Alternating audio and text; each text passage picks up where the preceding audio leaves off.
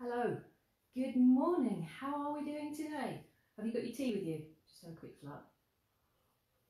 So, how was your evening? Yesterday we were talking about Friday night. Were you going to have a pyjama party? Were you going to do an online social thing and have supper and talk to friends? Were you going to have a little bit of a boogie? I did. I ended up putting on some music after I finished in the office and had a good old stomp round the room. Hi Alice, how are you this morning? Hope you're well. Had a good stomp around the room, got some aggression out, just felt so much better afterwards. Dog thought I'd gone completely bonkers, but hey ho, she should be used to it now. So I hope you had a good night. Thank you for joining me this morning, and today talking about the spine. In fact, this is going to be a theme all week. We're going to talk about spinal health, how to look after your back, what your back is made up of, pelvis, everything. So, hello Lisa, how are you? Give you a wave, it'll work. There we go. So here's your spine. Now you might be wondering, what do I know about it? Why am I qualified to talk to you about this? As a soft tissue therapist and a massage therapist, we have to know about human anatomy because we have to know where the muscles are, how they work, what they do. And in a previous life, I was, or still am to a certain extent, a personal trainer.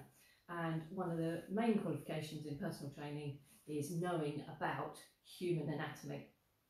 And when I was a personal trainer, I've always loved human anatomy and how the body works and functions. It's just awesome.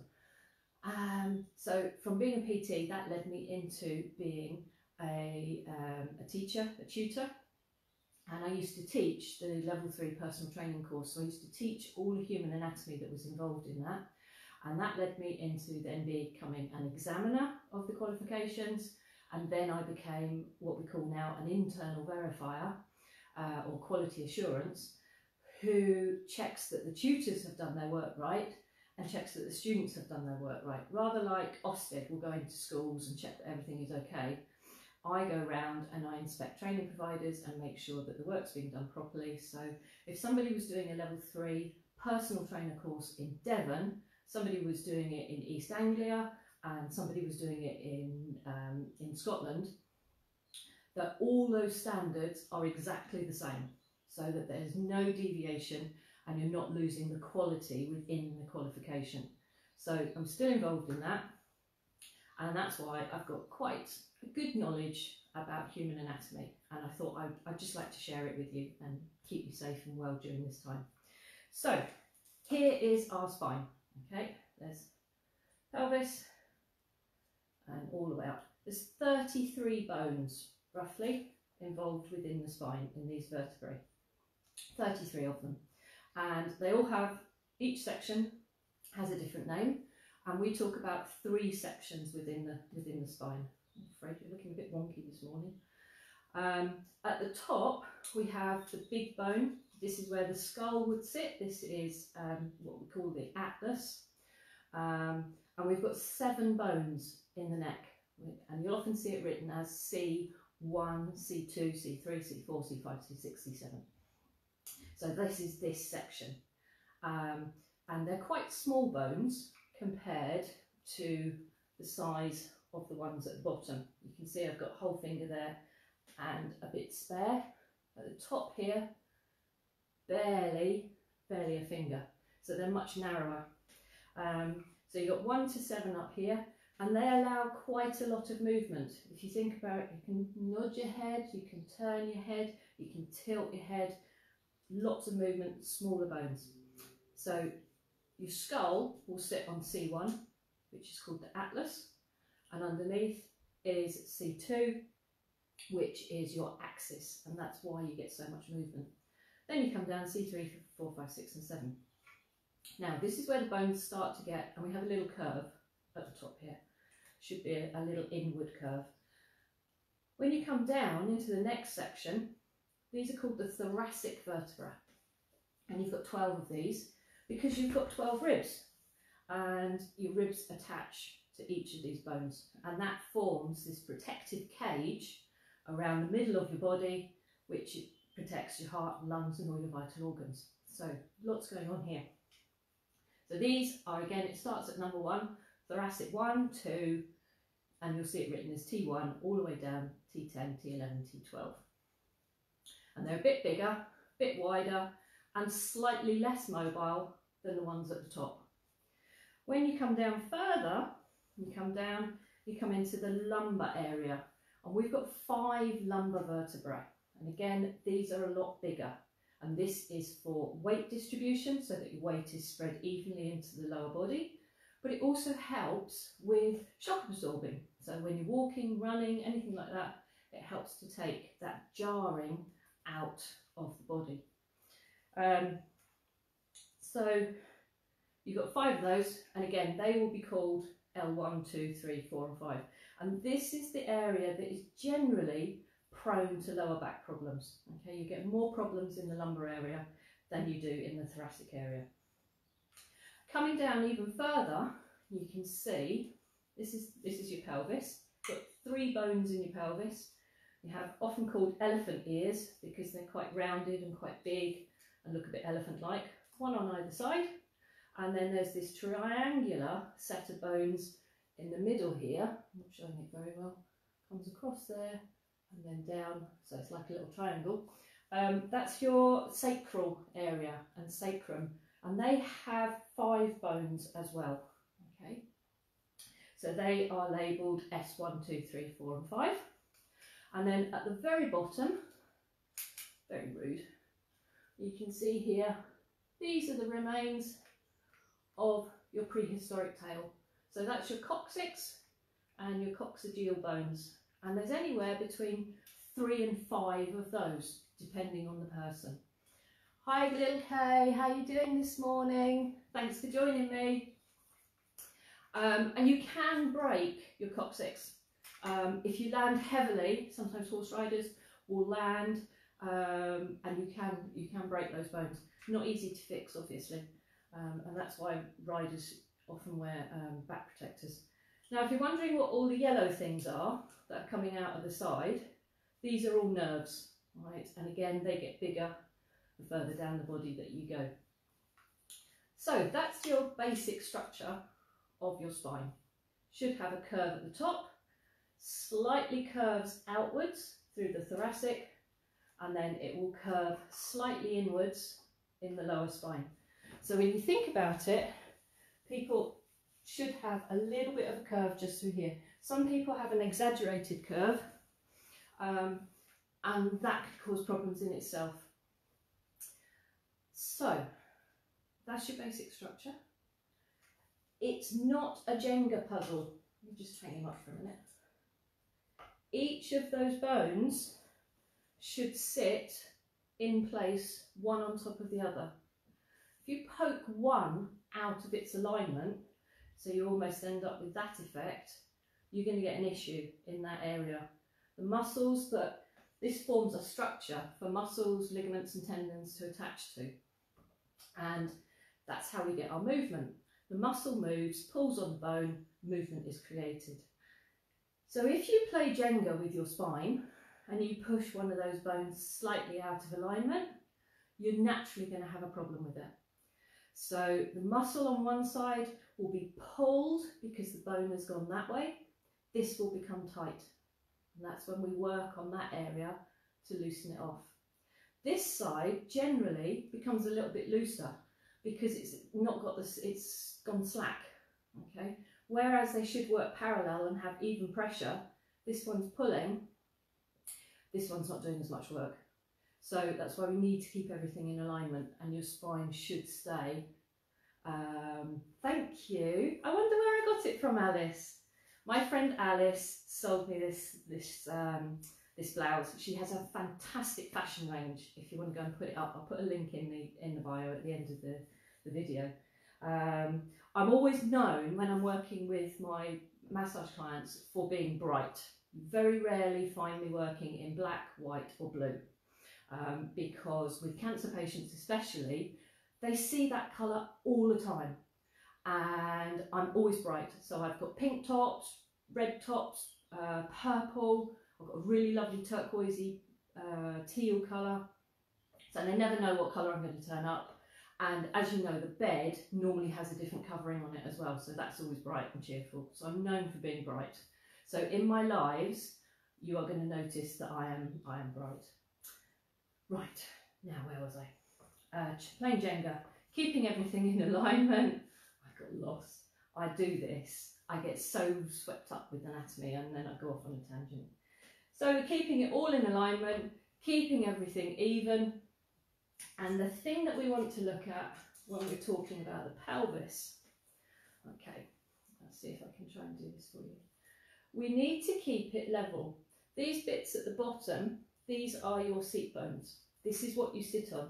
Especially riders, that's what you're sitting on when you're in the saddle. So we want to keep it level. Imagine it was a bowl of water. If I tilt it, let's see if I can do this. If I tilt it forward like that, you can see we end up with an exaggerated curve here, which causes backache. And if it had water in it, all my water would now be pouring out and I'd have a wet lap. So we want to try and avoid that.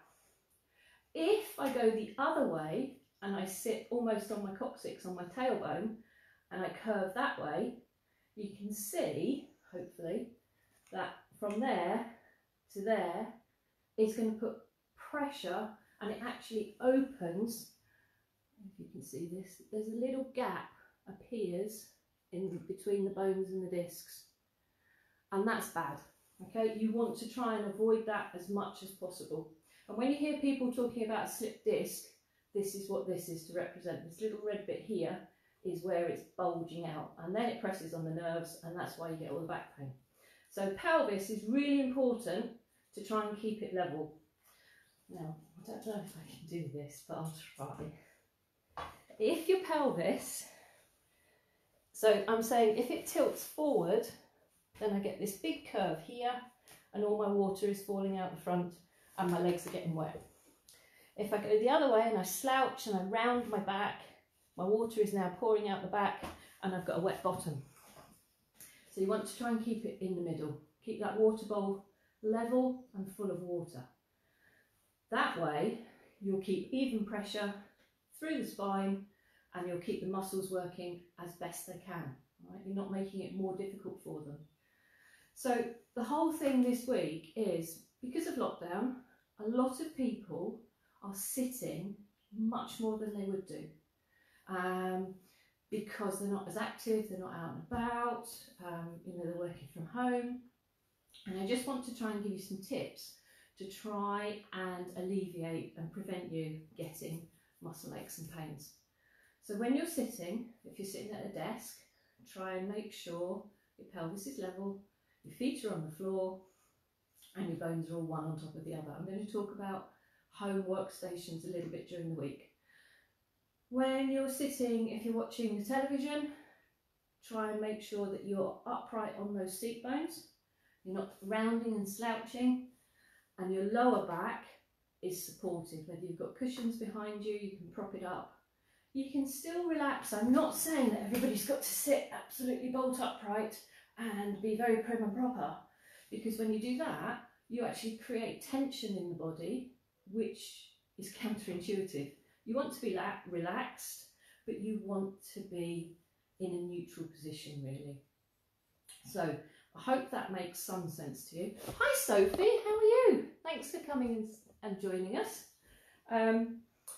Yeah, so sit upright on your seat bones, support your lower back. Let's see if I can just do this again. Sit on your seat bones, support your lower back, and relax. All right. And then you should have less muscle aches and pains when you've been watching the television or sitting down. There's a catchphrase going around that's saying sitting is the new smoking, okay? Because everybody's sitting a lot more than they normally would do. Even I am, you know, I'm not going out to see my lovely clients, so I'm not getting in the car, getting out of the car, moving around the table when I'm doing the treatments. I am more stationary than I normally would be. The other key thing to remember is that your spine, your whole body is engineered for movement. It wants to move. It wasn't designed, we didn't evolve to be static. So if you are sitting, and even if you can be bothered when you're watching a film, get up, move around, go and make a cup of tea. Even if it's after an hour, just pause the film, move around, come back, carry on with your film. If you're sitting at your desk working, set a timer, get up, because it's amazing how time will go. I do this, I sit there, I'm maybe writing a blog for the business, and I think, oh crikey, that's an hour and a half and I haven't moved. So set a timer. I've got a thing, you know, these fancy watches these days, and it vibrates and buzzes, and I think, oh crikey, I better get up and move. So I go and make a cup of tea, get a drink of water, let the dog out, you know, move around, go and put the washing away, come back, carry on with what I'm doing. So my advice to you today, I've given you an awful lot of information, is look after your spine. It isn't a Jenga puzzle. It's not designed to be poked out of alignment. It likes each bone to sit one on top of the other. That way it can work at its best for you. Give it some movement, support it, make sure your bowl of water is level, and it will return the favour by looking after you. Thank you, Sophie. I can't wait to see you once we're allowed out again. It'd be great. And Alice, you're due a treatment. So minimise your aches and pains, support your back, stay relaxed, keep moving. What I'm planning to do on Monday, I'm going to give you, I'll do a live with some spinal back stretches, okay? So that you know how to ease those aches and pains out. And then during the week I'll pop on and I'll do a little bit about working from home in your workstation, how your computer should be set up. And there's something else I was going to do during the week, and I can't remember what it was.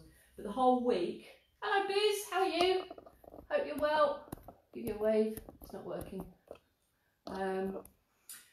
And just to keep you healthy, active and moving, and try and keep doing your exercise. It's really important. Even 10 minutes a day, get out. If you're not allowed out, that's absolutely fine. You know, we have to follow these guidelines.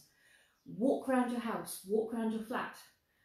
Go and do 5 laps of your living room. Go and walk up and down the stairs 4 times. You know, it's all movement. It's all exercise. If you've got to do the housework, put a little bit extra energy into it. You'll burn calories, you'll get the muscles moving, and it's still getting you your exercise, okay? So I hope there's been some useful things in there. I'll edit the video and write a little list about the bones and what I've talked about. If you've got any questions, please let me know. I'm here to help.